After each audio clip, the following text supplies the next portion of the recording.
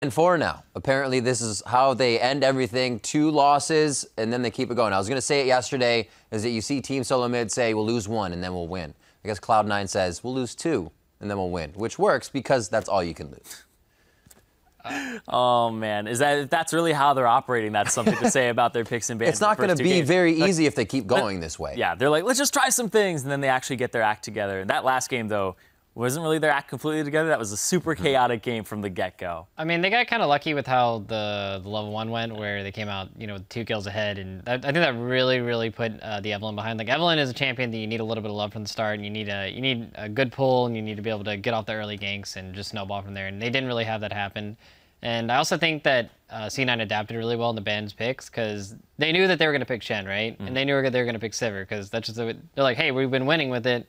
Might as well pick it. And they just went with the Vayne pick, which is a counter to both those champions. And I think that was a really good adaptation by them. Yeah, not only did they lock in the Vayne, they gave it some attention. Hai sitting in the bottom lane half the time, able to just sit in the brush. And then as soon as he sees Evelynn going for that flank, he's able to just jump out on him. So I love that they're focusing more around the bottom lane. Because honestly, even if you trade 1-for-1 in kills, it's a kill on Vayne versus a kill on like a Sivir. You're going to have much better use of that gold than coming into the late game. And we saw it there later, too, on the Sneaky. Yeah, Sneaky. Actually, let's bring up that replay right now, talking about Sneaky. This fight happening, I believe it was 26 minutes in, where he absolutely went off. And this actually looked like Impulse's fight from the get-go here. Yeah, Incarnation goes really hard in this fight, but it looks like it's going to get turned around on them when he ends up getting it kind of turned around on him with the Orion ultimate. And Balls doesn't get his ultimate off here, but Sneaky saves this. The Zeke's comes online as he has the final hour up, and as we roll this out, you'll see the final hour increases your AD on Vayne. Yeah. So now he's critting with that extra damage, and then he's able to clean up the fights. Everybody's focusing the 2 damage dealers on the right. It's a triple threat comp. Boom. 3 people in this. You want to go after them, but you leave Sneaky alone with Gate, and then everybody's running off to the side. Nobody is on Sneaky right now that's going to provide meaningful damage, and then he just takes out your back line. Everybody was trying to focus on this big cluster of other threats from C9 that was over on the right side. Yeah, it just like Vayne just completely melts Shen. It completely melts even Alistar through the ultimate. You do true damage. I love the pick because they saw those 2 already locked in. He's like, all right, I will go for this. Yeah, I know what else you're gonna pick. And also on top of that, you can condemn and you can use the Yasuo ultimate off. Yeah, you have some self-peel. You can tumble around. I love this pick for him. Definitely like it a lot more than the Ashe, because that was just so exploitable. Yeah, we don't want to say any more Ashe. No, no Ashe, no Carmen. I like both those adaptations here from C9. Well, so you can see C9 taking a few more moments now as we are about to enter into Game 4. They know the pressure keeps mounting with every one of these games. And if they do go to win this, it has to be to all 5. And they'll have games tomorrow, too, back to back to back. Oh, man. But they are a team that's not unfamiliar to this situation. They just had this yesterday, Very true. This is a team that works well under pressure. The only person on this team that hasn't been under that much pressure that many times is Incarnation. He's the only one, but still, he's having really good games.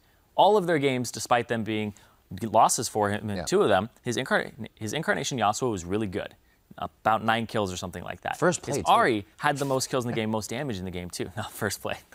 Love you, Freak. Shout out to Freak on that one. But yeah, Incarnation's been having a really good series, despite all the things that have happened around the map. They just needed to spill over his lead into the bottom lane and play from there. Yeah, I think Incarnation needs to perform really consistently and is winning his lane pretty much every single time by CS, even just by kills. And I think if they can just, like you said, spill it over into the bot lane and then just get that advantage down there, I think they'll be good to go. Like, the top lane is just looks dead even pretty much. And I mean, each person's making their TP play. It's like, hey, we're showing up to kill the bot lane. Hey, I'm showing up to kill the bot lane.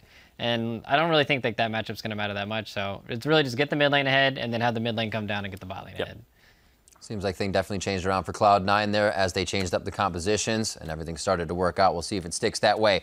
Cloud9 have kept the series alive, and we'll see if they can tie up the series against Team Impulse in Game 4. The North American Regional Qualifiers continue after this.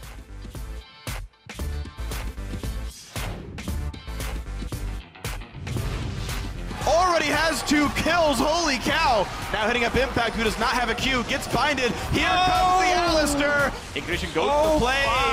Gate gonna get jumped on. One more hit. Incarnation trying to run. I'm all here. Coming. I'm here. 5-second Q. 3-second Q. Bang. I got it. Bang. Nice. We're back. Kill Eve. No flash. Oi. I'm on Sivir. Kill Ori. You guys are good. Outside. Nice. Push mid. That's a couple of kills picked up at the 2-for-1. Impact's the next one. That's a huge fight. A quadra for Sneaky comes through. The dream of their reverse sweep is here. And Cloud9 close it out in 28 minutes.